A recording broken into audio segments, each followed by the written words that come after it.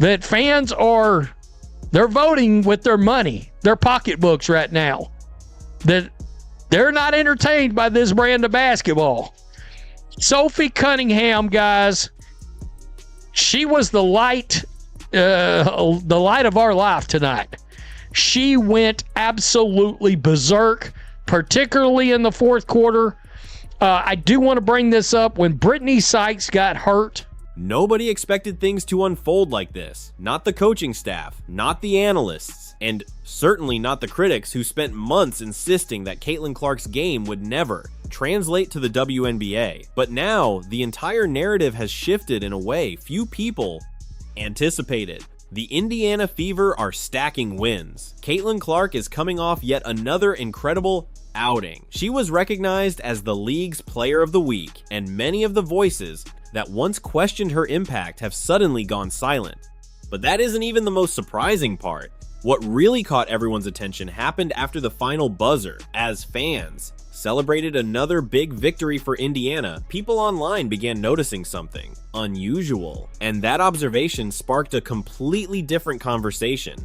For months, the debate never seemed to end. Was Caitlin Clark holding the team back? Or was the issue with the system surrounding her? Opinions were split. Every game fueled fresh arguments. Those arguments turned into headlines, and those headlines led to even more controversy. Then came a performance so dominant, so undeniable, that it forced everyone to stop and take notice. Suddenly, the discussion that had been raging for months started heading in a very different direction.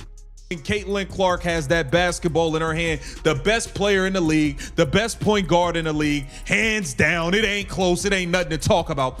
Caitlin Clark with another double-double, 21 points, 14 assists, as she did her part to secure a victory for the Indiana Fever. She also contributed 5 rebounds, but the shooting was awful. And I'm going to be real, Caitlin, mama, I need you to make shots. I need you to make shots. Caitlin Clark didn't hit her first 3 until late in the fourth quarter. She was 1 of 8 from 3, 5 of 15 from the floor. Okay, off shooting nights happen. She shot nearly 50% last week, nearly 40% from 3, while she became player of the week. But hey man, we got high expectations. I need Cece to make shots, but this was still a quality game. We're gonna get into 21 points and 14 assists. Once again, Caitlin Clark played a huge role in helping the Indiana Fever come away with another victory. She also grabbed 5 rebounds, showing her impact across the board. But there was one area that clearly wasn't at its best: her shooting. To be fair, nights like that happen. Clark struggled to find her rhythm from deep, missing her first 3-pointer until the closing stages of the fourth quarter. She finished just 1 for 8 from beyond the arc and 5 for 1-5 overall. And with the standards she's set for herself, people naturally expect more. After all, she had just come off a week where she shot nearly 50% from the field, close to 40% from 3, and earned WNBA Player of the Week honors. Still, even without her best shooting performance, this was far from a bad game, because 21 points and 14 assists tell a much bigger story. This wasn't simply another box score. It was the kind of performance that demanded attention, the kind that made people stop debating and start recognizing what was happening. And that's when the conversation really shifted. This wasn't just another win for Indiana. It felt like proof that the version of the Fever fans had been waiting to see might finally be emerging. Many supporters believe that's exactly why excitement around the team has reached another level. The biggest difference? Clark looked comfortable. She looked aggressive. She looked free. And once that happened, everything around her seemed to change. The offense flowed with more energy. The tempo picked up. The confidence spread throughout the lineup. And the results started speaking for themselves. A few weeks ago, the Fever looked like a team still searching for answers. Now, they look like a group nobody wants to face. And if this trend continues, Indiana could become a serious problem for the rest of the league. She ended the game the other day shooting the lights out from 3. She shot the lights out from 3 in this game. And this is how last year started, when Sophie Cunningham went on about a 6-week tear that absolutely contributed to this team somehow, some way making the playoffs last year, it was Sophie Cunningham. If you go back and look at her three-point shooting last year for about 6 weeks, she went bananas. Well, it looks like we're starting that all over again. By the way, let's just keep it real. I brought it up during this game. I posted it early on. Until Sophie went absolutely bananas with three-pointers tonight, this crowd was dead. This crowd was not fired up in the least bit. Here we go. Caitlin Clark right here, splitting the D. Let's check it out. Let's check it out right there to Monique Billings. And look, Caitlin Clark had 14 assists tonight. You know, at one point I thought Caitlin Clark had a chance to get 20 assists tonight. No kidding. Can we have an uncomfortable conversation about the fact that it's time for Sophie to start over Lexi Hull? There, I said it. I said it out loud. I don't know if I'm supposed to say it, but I said it. Sophie Cunningham. Let's check it. Let's check it right here. Caitlin out to Sophie. One side step. Boom. Knocked it down. Beautiful. And she would just keep knocking them down. Let's go. On the layup. Fever with Caitlin again to Sophie. Boom. Knocked it down again. Sophie was on a tear, and she showed it right here. That's when Sophie Cunningham became part of the conversation, because once a team starts stacking wins, confidence naturally follows, and confidence has a way of changing the entire atmosphere. Almost immediately, fans began noticing something different about Indiana. The energy felt stronger, the chemistry looked better, there was more trust, more belief, and growing excitement that the Fever might finally be turning into the team everyone envisioned before the season began.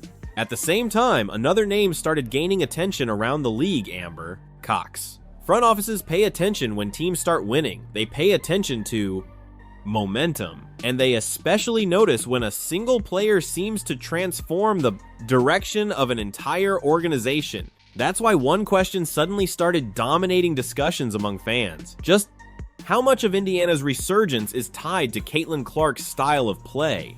And for many supporters, the answer is becoming increasingly obvious. The Fever are putting together victories. The offense is producing at a high level. The crowds are fully invested. The excitement around the franchise is growing with every game. And the more success Indiana has, the harder it becomes to dismiss the impact Clark has had on the team's identity.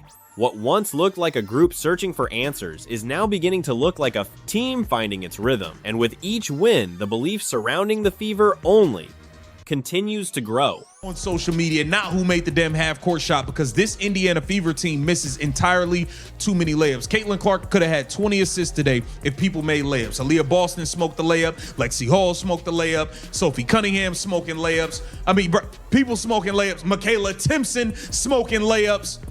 Like, the layup thing is getting very, very ridiculous. Straight up, it's getting very, very ridiculous, man. We got to get into Sophie Cunningham. Blonde Bomber.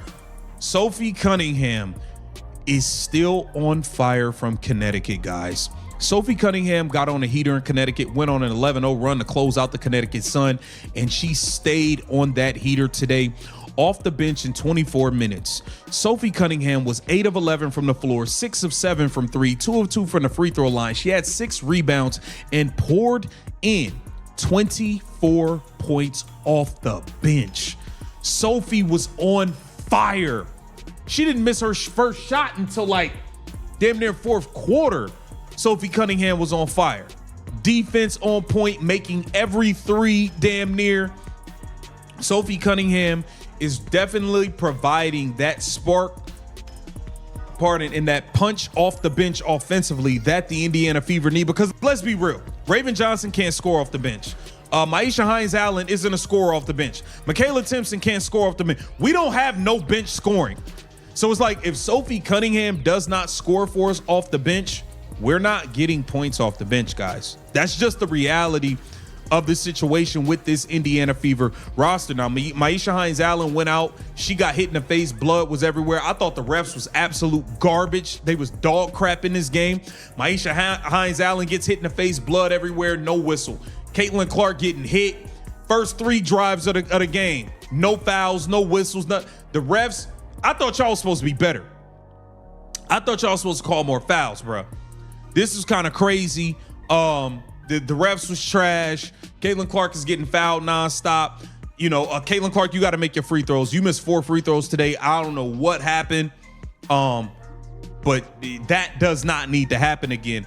But the Indiana Fever took care of business. Marina Mabry did try to go on a flurry in the second and third quarter. I think she had 11 in the second quarter. She finished the game with The stats are trending upward, and the narrative around the Indiana Fever is shifting in a hurry. What once seemed like endless questions and doubts is quickly turning into excitement and belief. And what has a lot of fans excited or worried, depending on which team they support, is the feeling that this might just be the start.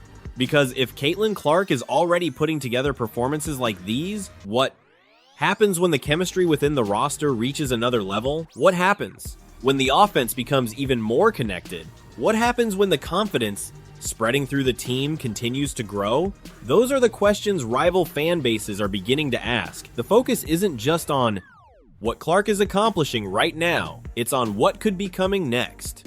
Because if this version of the Fever is truly emerging, the rest of the WNBA may have a major challenge on its hands. And many supporters believe that's why so many people seem caught off guard, not because Caitlin Clark is thriving, but because she's doing it in the very manner critics insisted would never work at this level.